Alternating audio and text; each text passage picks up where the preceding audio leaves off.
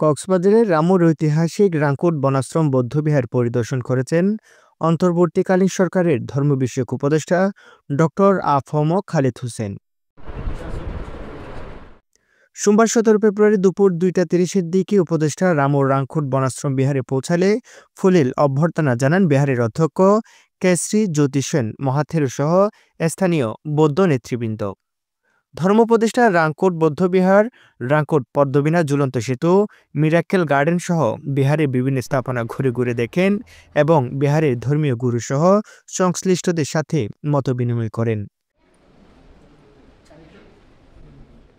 এই সময় বৌদ্ধবিহারের অধ্যক্ষ কেশরী জ্যোতি সেন মহাথেরো রামুর ঐতিহাসিক তীর্থস্থানের ইতিহাস, ঐতিহ্য ও গুরুত্ব ধর্মোপদেষ্টাকে অবহিত করেন। ধর্মোপদেষ্টা বলেন, ১৯৮৩ কিংবা ৮৪ সালের দিকে তিনি চট্টগ্রাম বিশ্ববিদ্যালয়ে মাস্টার্স অধ্যয়নকালীন এই রাঙ্কুট বৌদ্ধ বনাশ্রম বিহারটি দর্শন করতে এসেছিলেন এবং বাংলাদেশ টাইমস পত্রিকায় এই রাঙ্কুট বনাশ্রমের ইতিহাস নিয়ে ৩টি আর্টিকেলও লিখেছিলেন। দীর্ঘ ৪০-৪২ বছর পর আজ আবার দর্শন করতে এসে এই বিহারের অফুরন্ত উন্নতি ও সৌন্দর্য দেখে খুবই অভিভূত হন।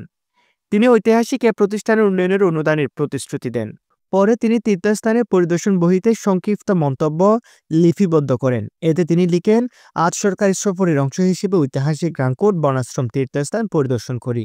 খ্রিস্টপূর্ব ২৬৮ সালে মৌর্য বংশের প্রতাপশালী সম্রাট অশোকই তীর্থস্থানটি প্রতিষ্ঠা করেন।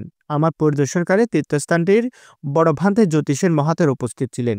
এই তীর্থস্থানের সামাজিক কর্মকাণ্ডসমূহ অত্যন্ত প্রশংসনীয়। আমি সংশ্লিষ্ট সকলের আন্তরিকতায় অত্যন্ত মুগ্ধ। আমি প্রতিষ্ঠানটির সমৃদ্ধি কামনা করি।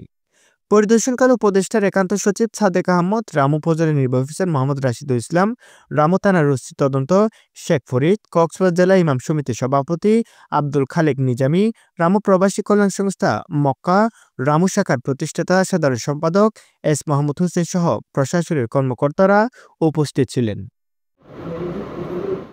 মোহাম্মদ আবদুল্লাহ, রামু খবর 24।